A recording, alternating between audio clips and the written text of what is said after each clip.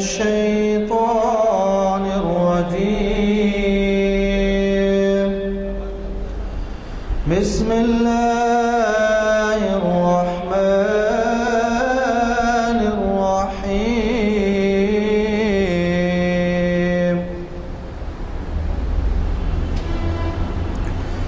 والتين والزيتون وطور سينين وهذا البلد الأمين.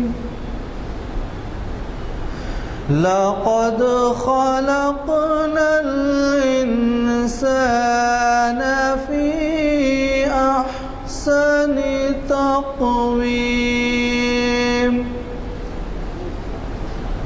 ثم رددناه أسفل سافلين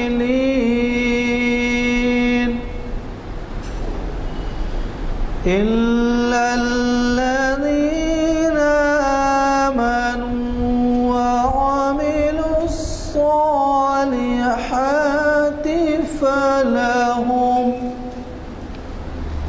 فلهم أجر غير ممنون. فما يكذبك بعد بالدين.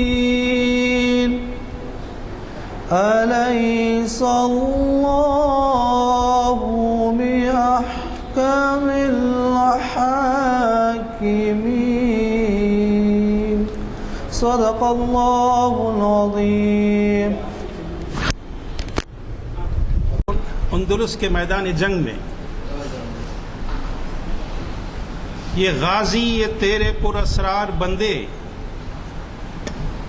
یہ غازی، یہ تیرے پراسرار بندے جنہیں تو نے بخشا ہے ذوق خدائی.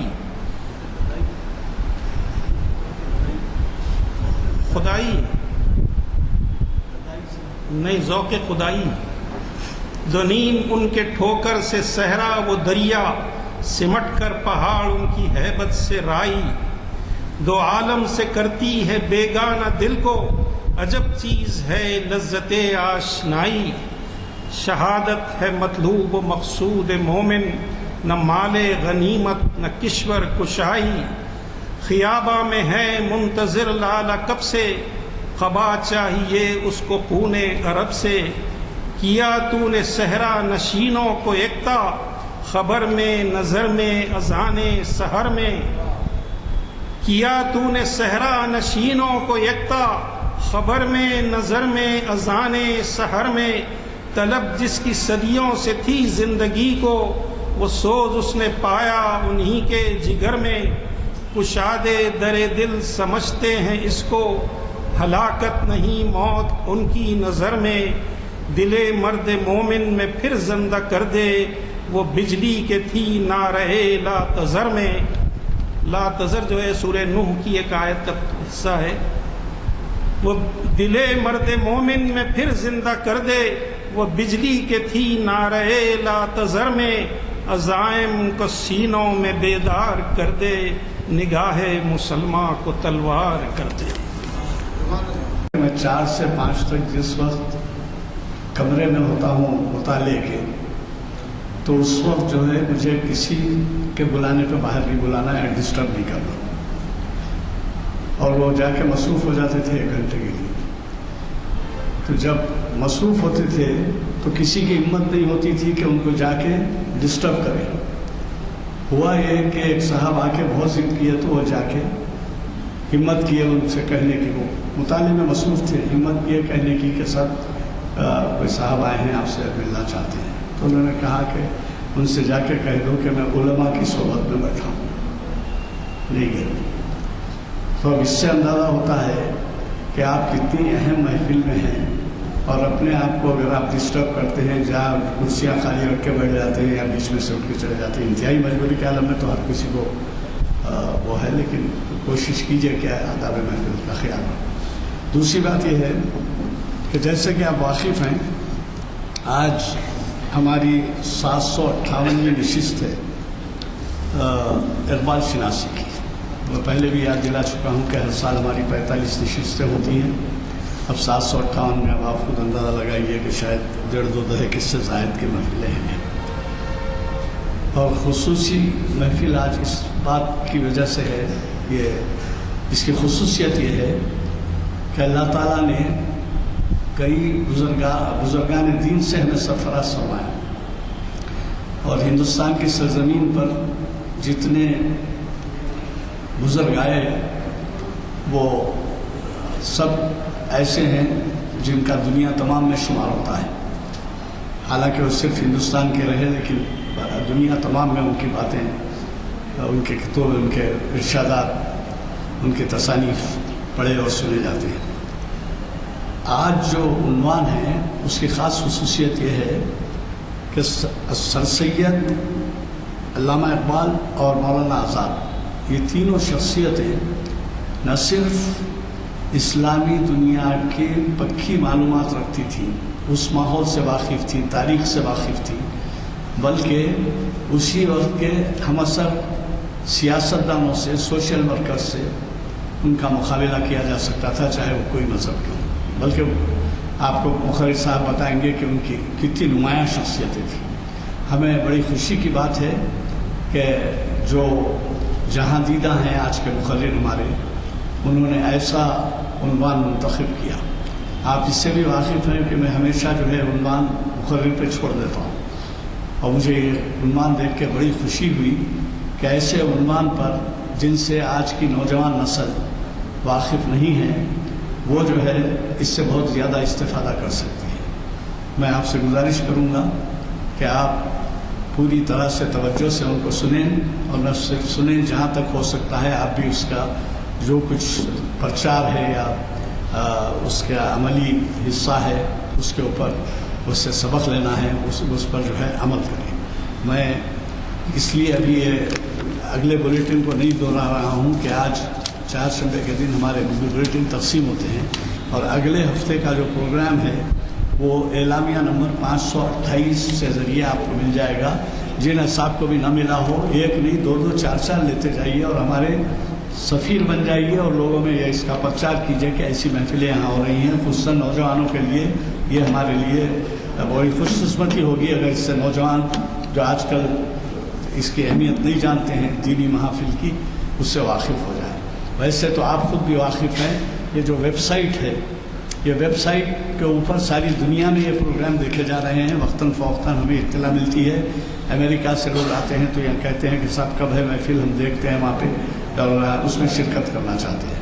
तो ये वेबसाइट ही नहीं, यानी सिर्फ इसके लिए ही नहीं है, बल्कि हम अमेरिकन एक बहुत बड़े इंजीनियर जो आप जानते होंगे HM हुसैन साहब, बहुत बड़े व्यापारी सिकंदराबाद के थे, सिकंदराबाद की मस्जिद के जो कमेटी के सदर थे, मोहम्मद उस्मान साहब इंजीनियर, इंशाअल्लाह मैं उनको भी बुलाने की कोशिश कर रहा हूँ। उन्होंने 15 दिन हुए 2 हफ्ते पहले मशवरा दिया कि ये आपकी ये जो एलामिया है ये क्यों नहीं छपता आपके वेबसाइट पे। तो अब आप देखेंगे कि वेबसाइट पे भी आ रहा है, तो आप ये ना कहें कि हमको मिला नहीं, और ये है वेबसाइट के ऊपर से आप निकाल भी सकते हैं इसकी कापियाँ, वेबसाइट के ऊपर भी हमेशा आपको मिल जाएगा। ये मौजूदा कब चलेगा जनाब वेबसाइट पे? ये जैसा कि मोहतरम यज़दानी साहब ने कहा, आज का उन्वान अहमियत का हामिल है और इतना वसी है कि ज़ाहिर है कि इसको 1, 2, 3 नहीं बल्कि कई लेक्चर्स के इस पे दिए जा सकते हैं माशाअल्लाह। उसकी वजह यह है कि एक तरफ असरी हिंदुस्तान है और दूसरी तरफ 1857 के बाद 3 बड़ी अहम शख्सियतें जिन्होंने हमारे जहन की तब्दीली में अपनी फ़िक्र से और अपने जद्दोजहद से इनकलाबात रुनुमा किए। मेरी मुराद, जैसा कि आप जानते हैं, उन्वान है कि असरी हिंदुस्तान में सर सैयद, इकबाल और आज़ाद की मानवियत। अभी मैं हाल में पढ़ रहा था, हम ज़माने से सर सैयद, ये लफ्ज़ सर सैयद के साथ ऐसा जुड़ गया कि नाम बन गया उनका। دلچسپ بات یہ ہے کہ علامہ سر اقبال یا کوئی بھی دوسرا، لیکن یہاں سید کے ساتھ ایسا جڑ گیا کہ لوگ یہ سمجھتے ہیں کہ سر سید نام ہے، دراصل وہ سر ان کے خطاب جو سید کے ساتھ اتنا جو ہے۔ وقت انقلابات دنیا میں آتے رہتے ہیں، ثبات ایک تغیر کو ہے زمانے میں۔ اقبال نے کہا کہ کوئی چیز اگر پرماننٹ ہے تغیر ہے، چینج از پرماننٹ۔ اس واسطے اگر تبدیلی نہیں ہے تو پھر آپ ایک ایسا پتھر ہیں جس پہ بارش کا بھی اثر نہیں ہوتا۔ اب دیکھیے مغل سلطنت کا زوال، برطانوی استعماریت، امپیرلزم پوری دنیا کو جکڑے ہوئے ہے۔ 20ویں صدی سے پہلے ہی 19ویں صدی میں برطانوی سامراجیت تھی، فرانسیسی سامراجیت تھی، حال تک پرتگال کی سامراجیت بھی گوا میں تھی،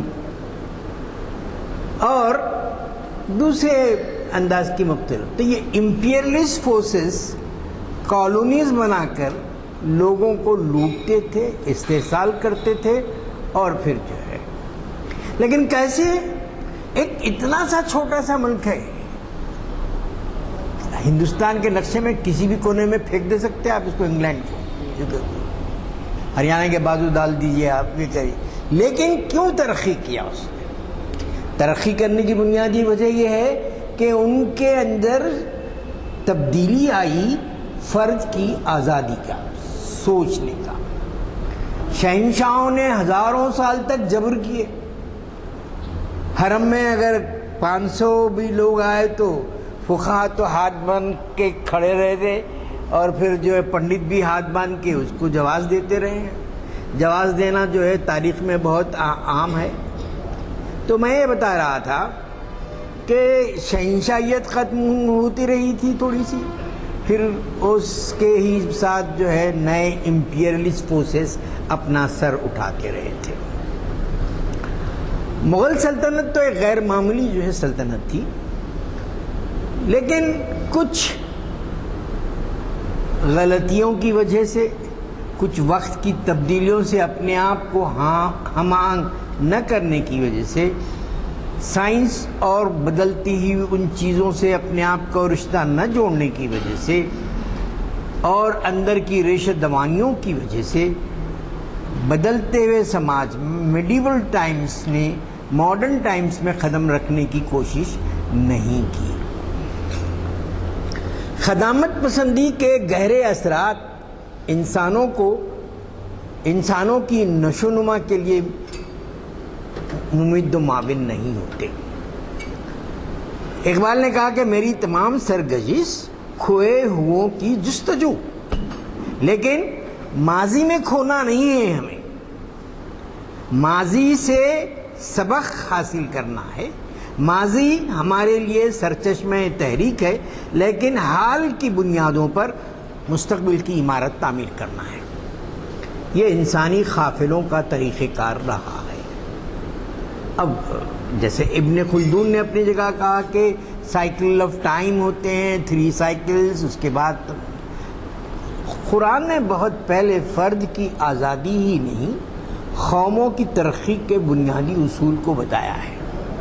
خدا نے، جس کو شعر میں ڈھالا گیا، خدا نے آج تک ان اللہ لا تغیر، وہ جو آیت ہے تو اس کا ایک شعری روپ ہے کہ خدا نے آج تک اس قوم کی حالت نہیں بدلی، نہ ہو جس کو خیال آپ اپنی حالت کے بدلنے کا۔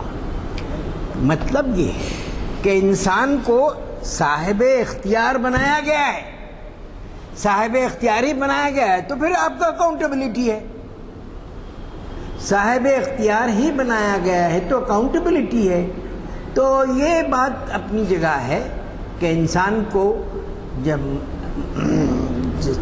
جو جس انداز میں مشیت کا انداز ہے، اور اس کو جن حدود میں رہنے اور اپنی تشکیل نو کرنے کا حق دیا گیا ہے، وہ بنیاد ہے۔ 1857 کا جو انقلاب، پہلی جنگ آزادی ہے، وہ مسلمانوں کو اس نے ہلا دیا۔ سوئی ہوئی تھی قوم، دہلی کی سڑکوں پہ خون بہہ رہا تھا۔ اب چونکہ وقت نہیں ہے، کسی اور وقت میں اپنے وہ نظمیں سناؤں گا جو میں نے اس پس منظر میں بھی لکھی ہیں، سر سید اقبال آزاد، اور پھر وہ دل دہلی کی، کچھ انگریزی میں کچھ اردو میں۔ مختلف درختوں سے لاشیں لٹکی ہوئی ہیں، شہر آشوب ہے، دلی اجڑ گیا ہے، اور سامراجیت نے یہ محسوس کیا کہ ہم نے ان سے سلطنت چھینی تھی اور یہ ہم سے بدلا رہے ہیں، اور ہمارے اصل دشمن یہی ہیں۔ اس وقت تو سامراجیت تھی، آج کے جمہوری دور میں بھی آپ کو آسانی سے مارجنلائز کیا جاتا ہے، کوئی پارٹی آپ کو ٹکٹ دینا نہیں چاہتی۔ سرکار نظام کے دور کے پورے تلنگانہ کے دوسرے علاقوں میں ایک ایم ایل اے آپ کا الیکٹ نہیں ہوتا، طریقہ کار ہوتا، پوری جمہوریت اپنی جگہ ہے۔ اور تماشے پس پردہ الگ ہوتے ہیں، پس پردہ تماشے، جمہوریت ایک طرز حکومت ہے کہ جس میں اقبال نے کہا تھا کہ بندوں کو گنا کرتے ہیں، تولا نہیں کرتے، اس میں کچھ نہیں، کوئی ویٹیج نہیں، آپ ہیں ٹھیک ہے۔ اب جو اکثریت چاہیے، اکثریت کی بربریت کا نام کیا جمہوریت ہے؟ اکثریت کی جو ہے داداگری کا نام کیا جمہوریت ہے؟ جمہوریت کے معنی فلاحی ہندوستان فلاحی ریاست ہے، فلاحی ریاست کی تعریف یہ کی گئی ہے کہ اس کی بنیاد میں ہر فرد کی خوشی شامل رہے گی۔ تو اس طرح سے سر سید نے ان المناک حالات میں، ایسی صورتحال میں ایک حکمت عملی کو، شکریہ جزاک اللہ خیر، ایک حکمت عملی کو اپنایا کہ بسا اوقات کنفرنٹیشن جو ہے اس کو اوائڈ کرنا بھی ضروری ہوتا ہے۔ حکمت عملی ہمیں صلح حدیبیہ کی مثال ہے سامنے، رسول اکرم صلی اللہ علیہ وسلم، پھر اس کے بعد فتح مبین سامنے آ گئی، میثاق مدینہ ہے وہ ہمارے سامنے ہے۔ تو حکمت عملی کے بعض تقاضے ہوتے ہیں کہ آپ، کیونکہ کنفرنٹیشن مزید مسائل کو جنم دیتا۔ سر سید نے اس حقیقت کو سمجھ لیا کہ اب قوم کا جو موریل تھا بہت گر گیا تھا، خون کی ندیاں دلی میں بہہ رہی تھیں، درختوں پر لٹکے ہوئے انسانوں کے، شہیدوں کے لاشیں تھے، اجڑ گئے تھے، دلی اجڑ گئی تھی، دلی میں قدم رکھنے کے لیے بھی اجازت لینی پڑ رہی تھی۔ اس شہر آشوب میں سر سید نے کہا کہ نہیں، ری جنریشن کرنا پڑے گا اس قوم کو، اس قوم کی نشت ثانیہ ضروری ہے۔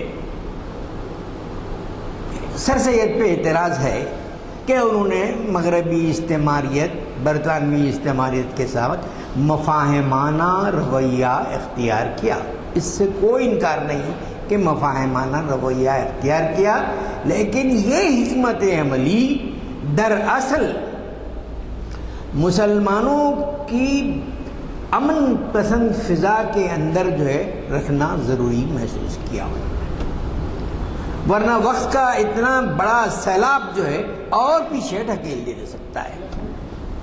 بسا اوقات بڑے بڑے زخم جو ہے انسانوں کو ایک عرصے تک جو ہے زخم مندمل نہیں ہوتے۔ جو سو کال پولیس ایکشن ہے، جو چاہے آپ کا حسن کرشمہ ساز کرے، آپ ملٹری کے ساتھ کہیں بھی انٹر ہوتے ہیں اس کو پولیس ایکشن کہتے ہیں۔ اس کے بعد مسلمانوں کا مورل ڈاؤن ہو گیا تھا، یہاں پر بہت ناانصافیوں کی پوری داستان ہے، یزدانی صاحب اس کی تاریخ کا ایک حصہ ہیں۔ تو لیکن پھر وقت کے ساتھ ساتھ قدرت نے نئے دروازے کھولے۔ حبیب الرحمن صاحب کہتے تھے کہ آپ نے دروازہ ایک بند کیا، 70 دروازے کھل گئے۔ تو مورل بسا اوقات اجتماعی حیثیت سے بھی لوگوں کا ڈاؤن ہوتا، نفسیاتی کیفیت ہے۔ آپ یہ کہہ لیجئے کہ بھئی وہ مسلمان کو مایوسی نہیں ہونی چاہیے، کفر ہے، لیکن عام سطح پر انسان متاثر ہونا ضروری ہے خوف کی نفسیات. جیسے اب ایک تھوڑی سی خوف کی نفسیات حضرت مودودی کی معاف کرنا جناب مودی صاحب کی وجہ سے گجرات کے قاتل کے پرائم منسٹر کی کرسی کے قریب بھاگ رہے ہیں کیا، لیکن ڈرنے کی وہ کوئی نہیں ہے. You have to face the challenges, you have to face the challenges. اور چیلنج کو قبول کرنا ہمارے عہد کی جو ہے ہی نہیں، پچھلے ادوار میں ہم نے دیا. اے ڈرنے والے، ہم آسمان سے اقبال نے کہا تھا کہ 100 بار کر چکا ہے تو امتحان ہمارا. باطل سے ڈرنے والے اے آسمان نہیں، ہم 100 بار کر چکا ہے تو امتحان ہمارا. تو یہ بات جو ہے سر سید نے محسوس کی. انہوں نے کہا کہ انقلاب کس طرح سے لایا جائے. ظاہر ہے کہ تعلیم انقلاب کا بہت بڑی بنیاد ہے. پھر آپ توہمات کے اندر زندہ نہیں رہ سکتے، آپ شتر مرغ کی طرح زندہ نہیں رہ سکتے. یہ سمجھتے کہ آپ ریت میں ڈالیں تو پورا طوفان چلے گیا. You have to face the challenges. اور سر سید نے یہ دیا اور بتایا کہ وقت کے اس بدلتے ہوئے پورے منظرنامے میں آپ کو جو ہے ان حالات کا سامنا کرنا پڑے گا اور حکمت عملی بھی اپنانی پڑے گی. اور جہاں ضرورت ہوئی انہوں نے اپنی پوری طرح بھرپور آواز بھی اٹھائی اور نیا شعور بھی دیا. تو تعلیم کو جو ہے بنیاد بنانے میں سر سید، اقبال اور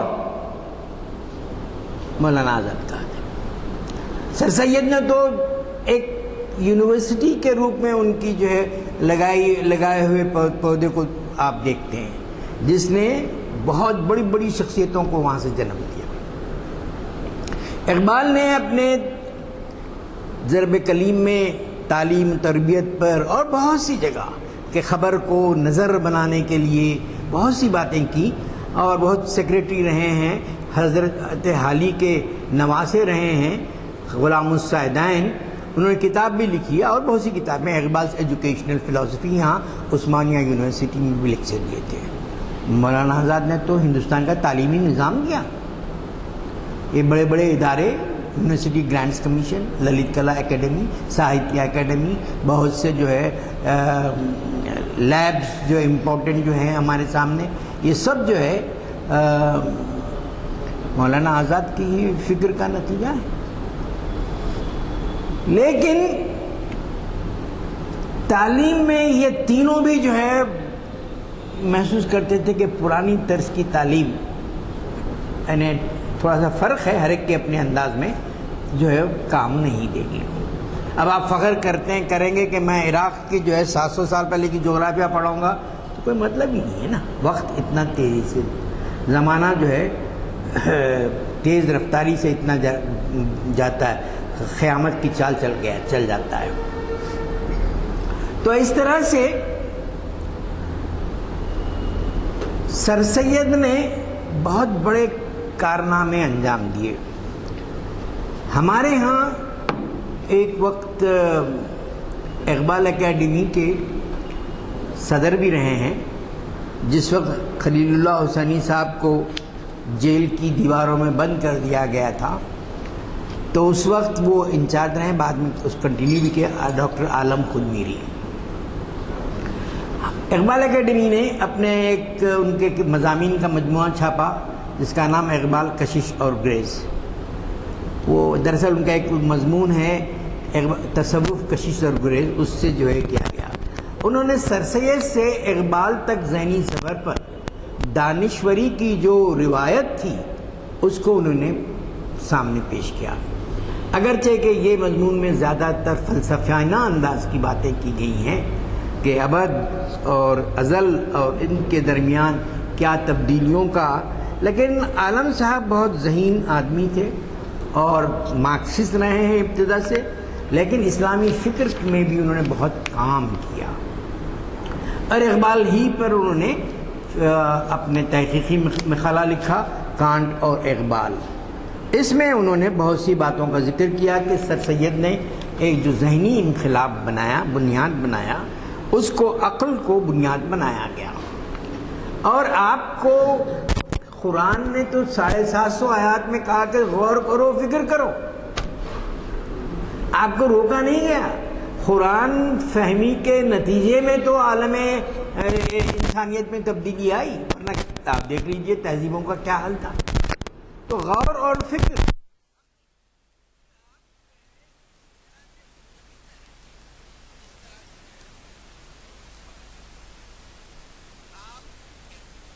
کہتے ہیں کہ وہ قومیں جو سماجی اور معاشرتی مسائل میں، یا وہ مذاہب جو سماجی اور معاشرتی مسائل سے جن کا تعلق نہیں ہے اور وقت کی گرد میں کہیں کھو گئے، کیونکہ human concern is very important کسی بھی مذہب میں جب تک نہ ہو، کیونکہ بیسیکلی اب قرآن کے مخاطب کون ہے؟ انسان ہے، اور انسان کو خلیفۃ فی الارض کہا گیا ہے، اس کو اختیارات دیے گئے ہیں۔ تو یہ باتیں اپنی جگہ جو ہے بڑی بنیادی اہمیت کی حامل ہیں کہ جو ہے تبدیلی، اور جب تبدیلی آتی ہے تو لوگ اعتراضات کرتے ہیں، ظاہر ہے کہ عادی ہو جاتے ہیں۔ ہمارے ہاں غزل صدیوں سے روایت ہے، وہ ایک لفظ ادھر سے آتے، ارے یہ غزل کے اندر کا لفظ نہیں ہے، اب یہ تو ٹیلر ماسٹر قسم کی پوئٹری ہوتی رہی، ٹیلر کاٹ دیا بس ختم۔ زندگی ایک سمندر کی لہروں کی طرح ہوتی ہے، اس سمندر میں بہت سی نہریں آتی ہیں، تہذیبیں ایک دوسرے سے ملتی ہیں، ایک نیا املگمیشن بنتا ہے۔ اور آپ رسول اکرم صلی اللہ علیہ وسلم کی مدنی زندگی کو دیکھ لیجئے، بات کی جو دیکھیے کس طرح سے جو ہے مختلف علاقے جب حضرت عمر رضی اللہ تعالیٰ عنہ کے زمانے میں کس طرح سے ایک طرح کا نیو املگمیشن، مطلب ہے کہ اپنے کور کو ختم نہیں کرنا۔ جیسے اقبال نے کہا کہ بہت سی یونانی چیزوں کو ہم نے لیا لیکن اپنی بنیاد کو نہیں ہلایا، رد و قبول۔ تو سر سید کے ہاں وہ رد و قبول کا مسئلہ بہت ہے، اقبال کے ہاں بھی اپنی جگہ ہے، اور آزاد کے ہاں بھی۔ آپ کو جو ہے وسیع تر خدا رب العالمین رب المسلمین تو نہیں ہے، اور خدا نے پوری کائنات میں بکھری ہیں نعمتیں، صرف مکہ اور مدینہ ہی کے علاقوں میں نہیں۔ رسم و رواج اور وہاں کی تہذیب کے لحاظ سے بہت سی چیزیں اپنائی گئی ہیں۔ تو مولانا آزاد نے یہ محسوس کیا کہ ہندوستان میں قدرت نے ایسا موقع فراہم کیا کہ مختلف قوموں کے درمیان ایک ہم آہنگی کی فضا کو جنم دیا گیا۔ آزاد نے یہاں تک کہہ دیا کہ اگر ایک فرشتہ آ کے میناروں پہ کہہ دے، ان کی زبان کی انشا پردازی کی تو جواب نہیں ہے، کہ کل تمہیں سوراج ملے گا اگر ہندو مسلم منافرت ہو، لیکن مجھے وہ سوراج پسند نہیں۔ اصل مسئلہ ہندو مسلم منافرت کا بہت ہی دانستہ طور پر انگریزوں نے پیدا کیا۔ کچھ احیا پرست تحریکیں بھی اٹھی ہندوؤں میں، ظاہر ہے کہ ایک مسلم دور حکومت تھا، ایک ریپرکشن ہونا، اورشن ہونا بھی ممکن ہے، لیکن کتابیں اب جو سامنے آئی ہیں جس میں بتایا گیا کہ کون سے سیکریٹری نے کیا کہا، کس طرح سے کیا جو ہے، پچھلے عبدالرحیم صاحب قریشی نے بھی جو ہندوتوا کے مسئلے پہ بہت اچھی بات بتائی تھی کہ ساورکر اور دوسرے ان لوگوں میں کس طرح سے تبدیلی پیدا کی گئی، کیسے ہیروز تھے۔ تو یہ بہرحال اپنی جو استعماریت کی اپنے پورے ہتھ کنڈے، جمہوریت کے جو ہے منتریاں ہزاروں ہتھ کنڈے کرتے تو استعماریت تو لاکھوں ہتھ کنڈے کر سکتی تھی۔ تو اس طرح سے جو ہے ہوا ہے کہ سر سید نے دیکھا کہ ایک نئے انداز تشکیل اور ری جنریشن کی ضرورت ہے۔ سر سید نے محسوس کیا ری جنریشن کی ضرورت ہے، اور اس ری جنریشن پہ فتوے بھی ملے ان کو، کفر کے اقبال پر بھی فتوے ملے، ان پہ بھی ملے، کیونکہ تبدیلی جب قومیں صدیوں سے ایک خاص جمود کی کیفیت میں پیدا ہوتی ہیں تو تبدیلی کو پسند نہیں کرتے. بہت سی ہماری جو ہے بہت سے ہمارے رسوم و روایات ہم سمجھتے مذہب کا حصہ ہیں، نہیں ہے. بہت سے ہندو اور اپنے ہندوؤں کے بعض رسوم آپ کے اسلامی فکر سے نہیں ٹکراتے، تو آپ نے اپنایا. آپ نے تارا چند نے اپنی کتاب میں لکھا کہ اسلام نے مساوات اور بہت سی چیزوں کا جو ہے ہندوستان کو دیا، ساری چیزیں.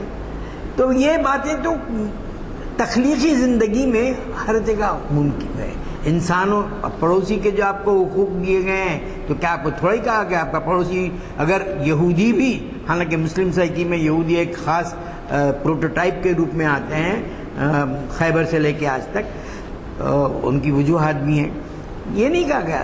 تو یہ ایک نیبرہڈ کا سینس تو اسلام نے بہت پہلے ہی دیا تھا.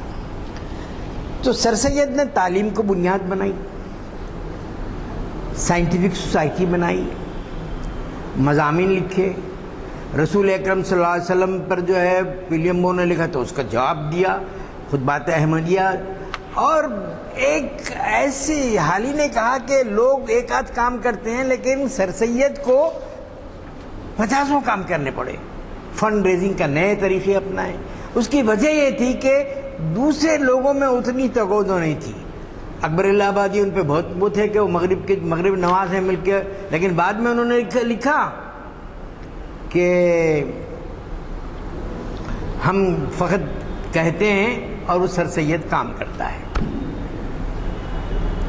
تو اس طرح سے جو ہے ہوتا یہ ہے کہ ایک کبھی انقلاب ایک شخص کی کوششوں کا نتیجہ ہوتا ہے. تو سر سید نے وہ کام کیا، تعلیم کے ذریعے انقلاب پیدا کیا، شعور بخشا، نئی حکمت عملی دی، اور جب محسوس کیا کہ ابھرنے والی کچھ قوتیں آیا پرست ہمارے لیے خطرہ بنتی ہیں تو انہوں نے بتایا کہ یہ صحیح نہیں. اردو ہندی کا جھگڑا شروع ہو گیا، کیونکہ اردو اور ایک طرح کا لنگوا فرینکا تھی اردو، لیکن رسم الخط کے ساتھ انہوں نے نہیں ہم دیوناگری، اب دستور میں دیوناگری کے لزوم کے ساتھ آپ نے اپنا لیا اس کو اور اردو کا قتل کیا. جینوسائیڈ آف اردو سمینا نے پورا میگزین نکالا، ایک بہت بڑا سے پرچہ ہوتا ہے، کئی لوگوں نے لکھا. آپ نے دانستہ کیا، قتل کیا اردو کو، اور اب اس قتل میں خود اردو والے بھی شامل ہیں. تو اس طرح سے جو ہے صورتحال سر سید نے جو پیدا کی تھی. اور بہت سے لوگوں نے لکھا کہ اقبال اور مولانا آزاد اور شبلی تینوں بھی سر سید کے زیر اثر رہے ہیں، انفلوئنس میں رہے ہیں. کیونکہ انہوں نے جو مثلا یہ کہ اقبال نے جو اجتہاد کی بات کی وہ دراصل سر سید نے پہلے ہی اس کی شروعات کر دی تھی. اور دوسری بات یہ کہ جس طرح سے تعلیم پہ زور دے کر سر سید نے کیا کہ ان لوگوں نے بھی اس پر زور دیا. تو ہمارے یہ تین بڑے آئیکانس ہیں، ایسے آئیکانس ہیں جن کی ایسے نشانات ہیں، ایسے قیادت. آج کی قیادت تو قیادتیں نہیں ہیں. آپ ایک منٹ کے لیے خاموشی سے سوچ لیے کہ کوئی قائد ہے مسلم قائد ہندوستان میں؟ کوئی ہے آپ کے لیے؟ کوئی نہیں. بالکل جو ہے عجیب سا ماحول ہے قیادت کے. تو قیادت کے کچھ تقاضے بھی ہوتے ہیں. آپ دیکھیے کہ مولانا آزاد وزیر تعلیم اور سب، لیکن کس حالت میں رہے؟ کہ لال بہادر شاستری کس حالت میں رہے؟ تفصیل میں تو نہیں جانا چاہتا میں. تو میں یہ بتاؤں گا وہ ایمانداری ختم ہو گئی.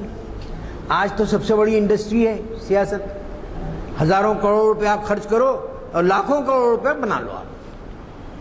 یہ جو لوگ تھے خدمت کا جذبہ، سر سید کی زندگی میں بھی آخری میں بڑا بحران ہو گیا تھا. تو سر سید کے زیر اثر پوری ایک سماج اور اب خدی شخصیت ہے. اقبال، آزاد سب جو ہے، اور شبلی بھی. انہیں لوگوں نے اسکالرس نے اس پہ لکھا ہے کہ کس طرح سے یہ لوگ متاثر ہوتے رہے ہیں اور کس طرح سے جو ہے تمام جو ہے باتوں کو جو ہے اور ان کس طرح سے ہمارے مولانا آزاد نے ترجمان القرآن لکھا. یہ ایک مضمون ہے کہ خلیق احمد نظامی صاحب، یہ صاحب صدر شعبہ علی گڑھ کے انچارج وہ بھی رہے ہیں یونیورسٹی کے علی گڑھ کے، اور ایمبیسڈر بھی رہے ہیں، بہت بڑے اسٹوڈنٹ۔ سر سید پہ کس طرح کے اثرات مولانا آزاد پر کس طرح کے اثرات ہیں، انہوں نے تفصیل سے اس میں جائزہ لیا اور بتایا کہ مولانا آزاد کے ان اثرات کو، مولانا سر سید کے ان اثرات کو مولانا آزاد نے قبول کیا۔ ڈاکٹر جمیل جالبی غیر معمولی شخصیت ہے، کئی جلدوں میں تاریخ اردو لکھا ہے انہوں نے، کئی جلدوں میں، اور بہت زبان سر سید پہ لکھتے ہوئے انہوں نے، اقبال نے سر سید سے جو اثرات قبول کیے، ان کے اس چیپٹر میں سر سید میں لکھا کہ وہ غیر معمولی اہم ہیں۔ یہ اور بات ہے کہ فیض احمد فیض نے لکھا کہ سر سید سے زیادہ دیر پا اثر اور وسیع تر اثر اقبال کا ہے، کیونکہ سر سید کا جو اثر تھا وہ شمالی ہندوستان میں زیادہ رہا ہے، ایک خاص طبقے میں زیادہ رہا ہے۔ شبلی کو یہ اعتراض تھا کہ عام آدمی جیسے عثمانیہ یونیورسٹی سے استفادہ کرتا رہا ہے، علی گڑھ سے نہیں کیا۔ خیر اب تو علی گڑھ ایک قومی ادارہ بن گئی، اس وقت ایسے حالات میں جو ہے، تو انہوں نے لکھا کہ اقبال پر غیر معمولی اثرات اور خطبات جو پچھلے 300 سال کی چند 10 اہم کتابوں میں شمار کرتے ہیں لوگ، میں غیر معمولی اثر سر سید کا ہے، لیکن سر سید کا ذکر دانستہ طور پر نہیں کیا گیا، کیونکہ فتوے ان پہ بھی کفر کے دیے گئے تھے اور یہاں بھی کفر کے فتوے دینے کے امکانات تھے، ایسے وہ کفر کے فتوے شکوہ اور جواب شکوہ پر حاصل کر چکے تھے۔ تو سر سید کی اتنی بڑی ابخری شخصیت تھی، اور ابھی حال میں مشیر الحسن نے ایک کتاب جو ہے سال پہلے ان کی ڈائری کو انگریزی میں ترجمہ کیا اور بہت اچھا فٹ نوٹ لکھا، وائج ٹو ماڈرنٹی۔ مشیر الحسن صاحب ابھی حال تک ڈائریکٹر جنرل آف آرکائیوز تھے، وائس چانسلر تھے جامعہ ملیہ اسلامیہ کے، اور بے شمار کتابیں لکھی ہیں 19ویں صدی میں مسلمان اور کافی جو ہے، اور کی ایک مسئلے پہ کچھ جامعہ کے لوگوں سے ان کا اختلاف بھی ہو گیا تھا، وہ شاید رشدی یا کسی کے مسئلے پر۔ تو سر سید اور ہمارے ایک دوست تھے جس کو میں نے انوار العلوم میں بلایا، انہوں نے بھی بہت اچھا کام کیا، کرسچن ٹرال، اور وہ میں برمنگھم میں گیا تو انہوں نے میرے سیمینارز بھی رکھوائے تھے، اور وہ جو ہے انہوں نے بہت اچھی کتاب لکھی۔ ڈاکٹر سید عبداللہ نے بہت غیر معمولی مضامین لکھے سر سید کے کنٹریبیوشن پہ، اور سر سید میں ایک خصوصیت جو قیادت کی تھی کہ وہ ایک ایسے اپنا حلقہ بھی بناتے رہے جو آگے اس مسئلے کو آگے لیتے جاتا ہے۔ قیادت جو ہے اپنے سیکنڈ رینک لیڈرشپ کو ڈیولپ کرنا چاہیے اگر اس میں خلوص ہے۔ تو اب بہت سی کتابیں ہیں، ابھی میں ان کا جو ذکر، لیکن تاریخ ادب اردو میں جو ہے جمیل جالبی کو میں نے پوچھا تھا، ابھی تو کمشنر بھی رہے ہیں جمیل جالبی صاحب انکم ٹیکس کے، وائس چانسلر رہے ہیں کراچی یونیورسٹی کے، نیا دور کے ایڈیٹر رہے ہیں، اور بے شمار کتابیں، اتنی کتابیں کیسا لکھے آپ؟ میں نے اردو کی محبت مجھ سے لکھوا لیتی ہے۔ تو انہوں نے اس میں اس بات کو کہا کہ جو ہے غیر معمولی اثرات اقبال پر بھی جو ہے سر سید کے رہے ہیں۔ سر سید اقبال نے بہت سی جگہ تسلیم کیا، لیکن سید پہ انہوں نے نظم بھی لکھی، لیکن ریکنسٹرکشن میں نہیں لکھا۔ اب یہ سوال یہ ہے کہ ریکنسٹرکشن میں کیوں حوالے نہیں دیے گئے؟ اصل کیا ہے کہ ریکنسٹرکشن میں اجتہاد پہ، تبدیلی پہ بہت زور دیا ہے۔ اقبال نے اجتہاد سے زیادہ حرکت کے عمل کو جو ہے زور دیا۔ Reconstruction of religious thought in Islam, Iqbal تشکیل جدید الہیات اسلامیہ اس کا ترجمہ کیا گیا ہے نظر نیاز میں، یہ خطبات پر مشتمل ہے۔ یہاں بھی 2 خطبات دیے تھے اقبال نے، جنوبی ہند کے خطبات پر مشتمل ہے، مدراس میں اور دوسرے، اور وہ جمال الدین صاحب ان کے وہ خاندان والوں نے کیا تھا، اور غیر معمولی اہم ہے۔ لیکن ہمارے بزرگ شخصیتوں نے اس سے اختلاف کیا، کیونکہ بعض چیزیں بالکل نئے انداز کی ہیں. زور جو ہے اجتہاد پر ہے، زور تبدیلی پر ہے، زور بس سوالات پر بھی ہے کہ کیا یہ چیزیں فکس ہیں یا ہم اس کو پہ غور کرنے کے اہل ہیں، کیا قیاس کیا جا سکتا ہے. سلیمان ندوی صاحب جو ان کے ساتھ الہلال میں کام کرتے رہے، الہلال نے آزاد کی صحافتی زندگی ہی نہیں، اردو کی صحافتی زندگی میں بہت بڑا انقلاب لایا تھا. تو انہوں نے کہا کہ ان سے کہا کہ اس میں کچھ چیزیں قابل اعتراض ہیں. مولانا ابوالحسن علی ندوی صاحب سے پورا ایک دن میرا ساتھ رہا، دسترخوان پہ بیٹھے ہوئے رہے، کھاتے رہے. کہا کہ قدرت نے بہت بڑی شخصیت دی ہم کو جس کا نام اقبال ہے، لیکن خطبات میں کچھ گڑبڑ ہے. اچھا آپ یہ نہیں بول سکتے کہ جو ہے اتنے بزرگوں کے اخلاص پر، کیونکہ مولانا ابوالحسن علی ندوی نے اقبال، نقوش اقبال، رضائے جو عربی میں کتاب بہت زیادہ جو ہے کئی ایڈیشن چھپ گئے عربی میں، اقبال کو انٹروڈیوس کرانے میں بہت بڑا ان کا بھی ہاتھ ہے. یہی نہیں، جو آڈیٹوریم ہے مدینہ مسجد نبوی کے، اس کے اوپر ان کو کہا گیا کہ لیکچر دیں، تو انہوں نے عاشق رسول اقبال پر لیکچر دیا اور بولا یار آپ یہ کیوں کر، میں ایک عاشق رسول کی بات کر رہا ہوں آپ کے سامنے. تو بہرحال ہے اس میں بعض چیزوں سے آپ اختلاف کر بھی سکتے ہیں کہ بعض چیزیں بہت ہی جو ہے فلسفیانہ سطح پر آج کے عہد میں سائنٹیفک ٹیمپرمنٹ کو سامنے رکھتے ہوئے بعض ان چیزوں کو، بعض ان سوالات کو اٹھایا ہے. اقبال نے سوالات اٹھانا انسان کا حق ہے. یہ ہے کہ بہت سی باتیں ہیں تو یہ لوگوں نے اس کے برخلاف اسلوب احمد انصاری صاحب نے کہا کہ بھائی یہ لوگ اس کے تہ تک بھی نہیں پہنچے، اور عالم خود میری صاحب بھی یہی کہتے تھے کہ اس کے اندر بعض اتنی سطحیں ہیں جس کو جو ہے بہت خاص انداز سے دیکھنا پڑا. تو بہرحال تو وہ یہ بات کا ذکر دوسرے مشیر الحسن نہیں، مشیر الحق یہ وائس چانسلر رہے ہیں اور جامعہ میں اسلامیات کے پروفیسر صدر شعبہ رہے ہیں، اور جن کا بے دردی سے روزے کی حالت میں کشمیر کے دہشت گردوں نے قتل کیا تھا، شہید کیا تھا ان کو. ان کی بیٹی نے مضامین لکھے اقبال کی سیاسی فکر کے پہ، ان مضامین کو جمع کیا. ان میں ان باتوں کے بھی حوالے آئے کہ اقبال کی جو ہے سیاسی فکر سے ہی نہیں دوسرے علوم اور کا بھی اس کے اندر یہ ان کے مضامین ہیں جو ان کی بیٹی نے جمع کی ہے. تو اقبال اب ان لوگوں کے اندر میں نے کہا کہ جیسے سیاسی انداز مفاہمانہ اپنے اپولوجیٹک تھا، لیکن اقبال نے جو آنکھیں سے آنکھ میں لائے، اقبال تو جا کے آئے تھے مغرب سے، مغرب کی، انہوں نے تو جو شاخ نازک پہ آشیانہ بنے گا نا پائیدار، خدا کی بستی دکان نہیں ہے. اقبال وقت کی تبدیلی کے علاوہ بھی اقبال کے جو سطح تھی فکر کی، ظاہر ہے کہ ایز اے ریفارمر سر سید نے بہت سے کام کیے، لیکن فکر کی سطح اقبال کی بہت بلند تھی. اور پروفیسر وحید الدین صاحب تھے یہاں صدر شعبہ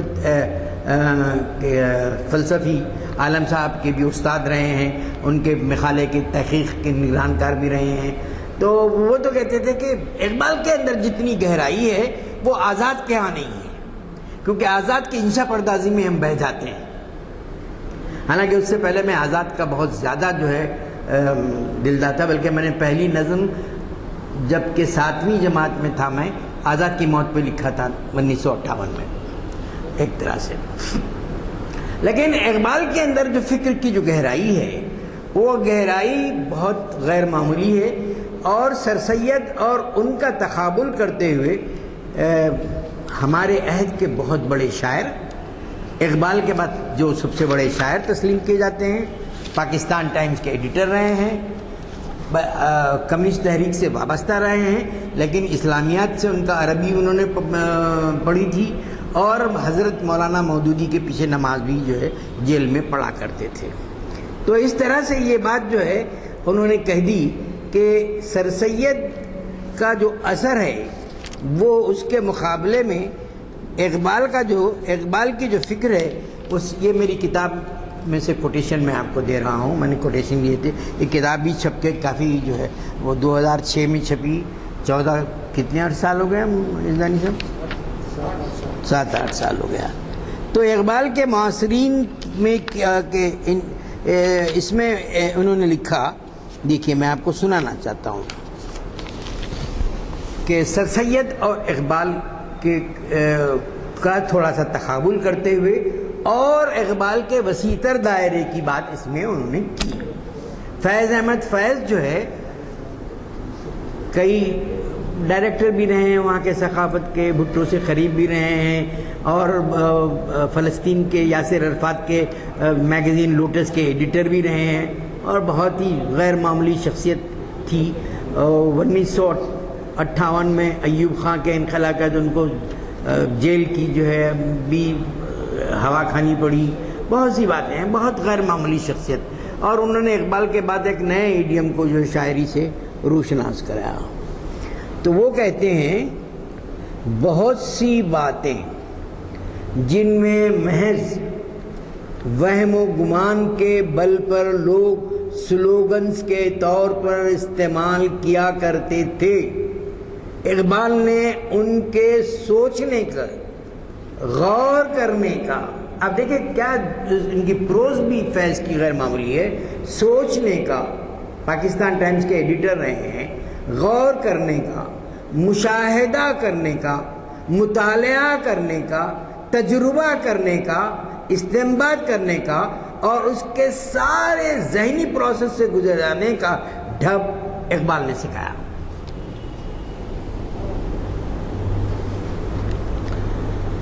اور صرف خواص کو نہیں، عوام کو بھی.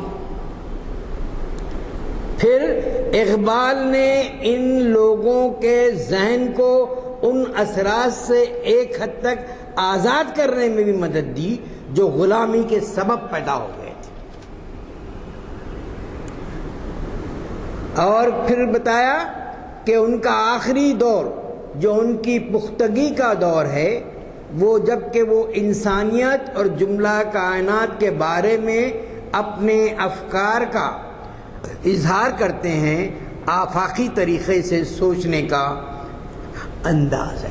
اقبال نے آخری پیام جو دیا لاہور کو، انہوں نے صرف مسلمانوں سے مخاطب نہیں کیا، عالم انسانیت کی بات کی. کیونکہ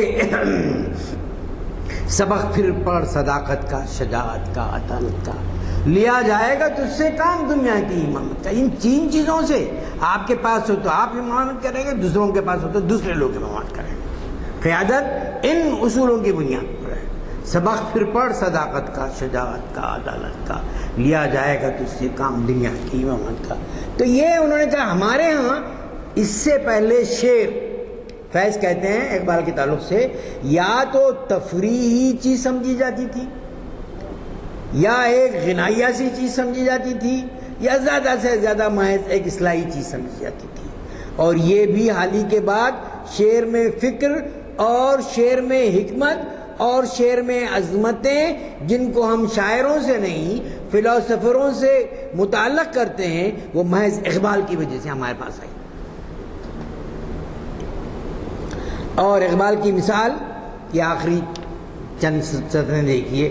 اقبال کی مثال ہمارے ہاں ایک ندی یا ایک لہر کی سی نہیں ہے جو کہ ایک ہی سمت میں جاری ہو، بلکہ ان کی مثال تو ایک سمندر کی سی ہے جو چاروں طرف محیط ہے. چنانچہ ہم ان کو ایک مکتب فکر نہیں کہہ سکتے، ہاں ان کو ہم ایک جامعہ سے یا ایک یونیورسٹی سے تشبیہ دے سکتے ہیں. تو اقبال کی عظمت کی بات میں سمجھتا ہوں وقت ہو رہا ہے. میں اب 2 باتیں آزاد کے تعلق سے، میں دنیا کی عظیم شخصیتوں نے جو خراج عقیدت، سر سید کے میں نے تفصیلی آپ کو بات کی. آزاد بہت بڑی عبقری شخصیت تھے، اور وہ تو ان کے والد صاحب نے تو ان کے ہی تعلیم کی. آزاد کے مختلف روپ ہیں جو آج کل کے خصوصی نمبر میں جو ہے چھپے ہیں، اور اس میں جو بات آپ کی بتاتا ہوں کہ دنیا کی بڑی عظیم شخصیتوں نے آزاد کو خراج عقیدت پیش کیا، اس پہ میں ختم کر دوں گا. وہ یہ ہے کہ دنیا 20ویں صدی کا بہت بڑا فلسفی برٹرنڈ رسل مانا جاتا ہے. اس نے مولانا آزاد کے انتقال پہ کیا کہا؟ یہ خبر سن کر، یعنی مولانا آزاد کی، مجھے ایسا محسوس ہو رہا ہے کہ میں یکا و تنہا رہ گیا ہوں، جیسے وہ دریا خشک ہو گیا جس کی موجوں سے ہمیں ذہنی اور فکری سرور حاصل ہوتا تھا. فیثاغورس، سقراط اور ہیگل کے بعد شاید سب سے بڑے انسان کی موت ہے. اب کس کی بات؟ برٹرنڈ رسل کہہ رہا ہے. اگرچہ کہ میں تھوڑا سا اس کا اوریجنل وہ دیکھنا چاہوں گا، ترجمے میں کہیں جھول تو نہیں ہے، یہ آج کل میں چھپا تھا، لیکن ظاہر ہے کہ جھول نہیں ہوگا رسالہ جو ہے. تو یہ ایک کمپلیمنٹ. اور 20ویں صدی کا سب سے بڑا مورخ کیا کہتا ہے، جس کو ٹائملی کہتے ہیں؟ وہ کہتا ہے تاریخ کی گتھیاں سلجھانے والا ہاتھ شل ہو گیا، ماضی جہاں اور مستقبل تر دور تک نظر رکھنے والا چلا گیا.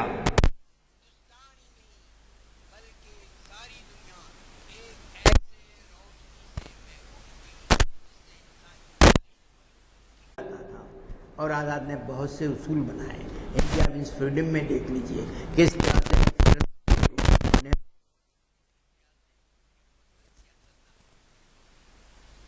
اور بھی کئی کتابیں بھی حال میں آئیں کہ مسلمانوں کے ایک جلد ان کے اوپر آیا تھا جا کے انہوں نے پاکستان میں ملک تقسیم ہوتے ہیں، لیکن اور کس طرح سے محمد علی جناح نے بھی 1946 میں دستخط کر دی تھی فیڈرل انڈیا کی.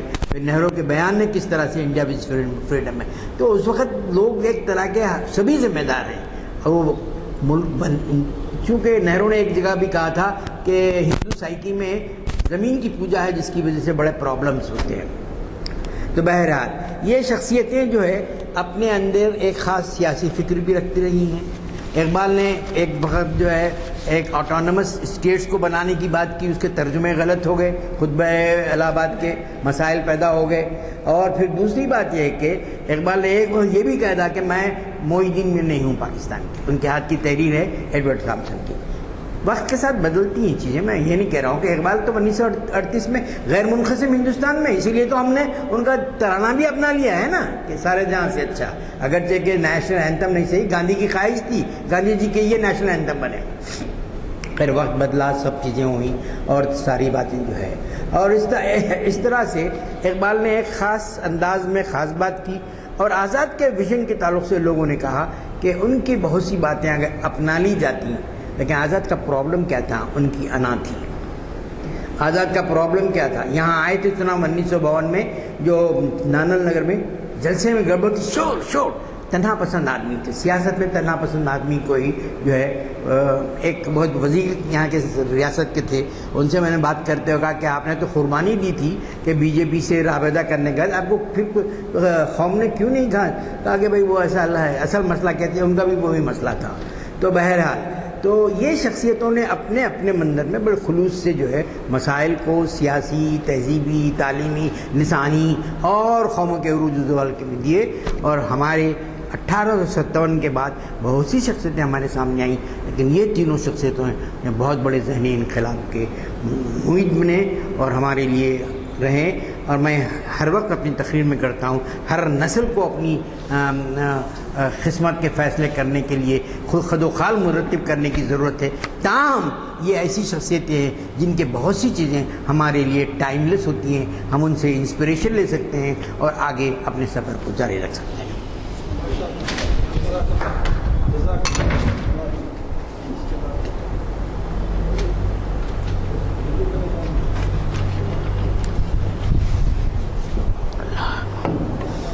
پرچے میں ہماری زبان کے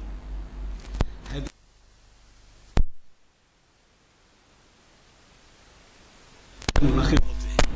مجھے بھی کئی دفعہ ان جلسوں میں شریک ہونے کا موقع ملا. ان جلسوں میں علامہ اقبال کی شخصیت اور فن پر عالمانہ مضامین پڑھے جاتے ہیں جو آپ کے سامنے آج بھی پیش ہوئے. میرا خیال ہے کہ ہندوستان میں، یہ غور سے سنیے کیونکہ اس میں آپ سب کا تعاون ہے، یہ بتا رہا ہوں میں کہ میرا خیال ہے کہ ہندوستان میں شاید ہی کوئی ایسا ادارہ ہو جہاں علامہ اقبال پر اتنی پابندی سے جلسے منعقد ہوتے ہیں. ان جلسوں کی کارروائی ہندوستان کے بیشتر اخباروں میں شائع ہوتی ہے. خیر انہوں نے یہ نہیں لکھا کہ ویب سائٹ پہ بھی ہوتی ہے، تو تبصرے میں اتنا سب کچھ نہیں کر سکتے تھے، وہ اس طریقے سے تذکرہ کیا. ذکر آیا مودودی اور مودی. نہیں مودودی تو غلطی ہے. نہیں سمجھ گیا. میں آپ سے تنزل مودی کو پنڈت مودی بولنے کے بجائے نہیں، میں اس کا حوالہ دے رہا ہوں، آپ پہ اعتراض نہیں کر رہا ہوں. میں یہ صرف کہہ رہا ہوں کہ انگریزی زبان کا ایک محاورہ ہے یا قول ہے، ظاہر ہے یہ سب کے لیے ہوتے ہیں، مذہب کے لیے نہیں ہوتے، کہ God does everything for our good. اب معلوم نہیں کہ یہ جو تبدیلی آنے والی ہے آپ نے کہا وہ اسٹرگل ہمارا جاری رہنا چاہیے. یہ نہیں کہ آپ اس سے موڑ سکتے ہیں، ایسا کچھ بھی نہیں. یہ نیتاؤں کا ذکر کیا آپ نے کہ پیسہ اور اس کے بعد ہر چیز خریدو، انڈسٹری لے لو، تو آپ بہت سنتے ہوتے ہیں. آج کل کی قیادت کا حال ہے کہ جنرل الفاظ میں، مزاحیہ الفاظ میں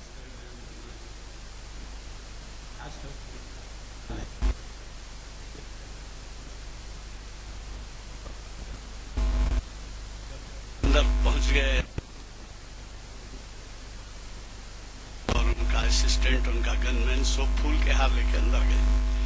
اندر جا کے پھول کے ہار گننا شروع کی. بیوی کی موجودگی میں گھر والی تو خوش ہوئی کہ بھائی اتنے زیادہ پھول گنے. 60 ہار گنے گئے اور اس خوشی میں شوہر سے اس نے کہا کہ صاحب آپ عوام میں بہت پاپولر ہو گئے ہیں، آج 60 ہار پہنائے گئے آپ. تو انہوں نے کہا کہ یہ بدماش لوگ ہیں، مجھ سے 70 ہار کے پیسے یا 100 ہار کے پیسے لے گئے تھے. تو یہ ہمارے آج کے نیتاؤں کا حال ہے جو آپ نے زیادہ اس کے بارے میں کہا. اور ایک چیز میں آپ سے کہنا چاہ رہا ہوں کہ ہماری یہ کتاب کے بارے میں کافی جو ہے شہرت ہوئی، اس کی کچھ یادیں، کچھ باتیں، اور آج کل مطالبہ ہے اس کے انگلش میں طباعت کا. اب یہ 1000 چھپی تھی، پہلی کتاب ہے، شاید اتنی زیادہ کم وقت میں بک گئی. ایک 70-80 حضرات نہیں پڑھے ہیں، عذرائے کرم رعایتی داموں پہ لیتے جائیں. اس کو بہترین سمجھا جا رہا ہے. امریکہ والے آ رہے ہیں، لے جا رہے ہیں، انگلینڈ والے لے جا رہے ہیں. یہ سرپرستی کرنے کے برابر ہے، کیونکہ کاسٹ بھی 1.25 لاکھ 1.5 لاکھ یا بلکہ اور اس سے بھی زائد ہو جائے گی. یہ کتاب اویلیبل ہے، آپ نہیں پڑھے ہیں ان سے یہ کتابیں لیتے.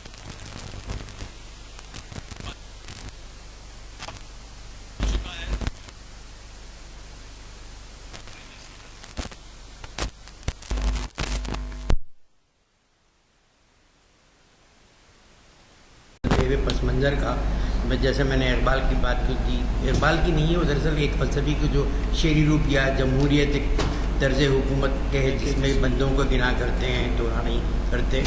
پہلی دفعہ آزادی کے بعد یہ لڑائی ایک طرح کے جو ہے جمہوری خطروں اور فیسزم کے درمیان ہے.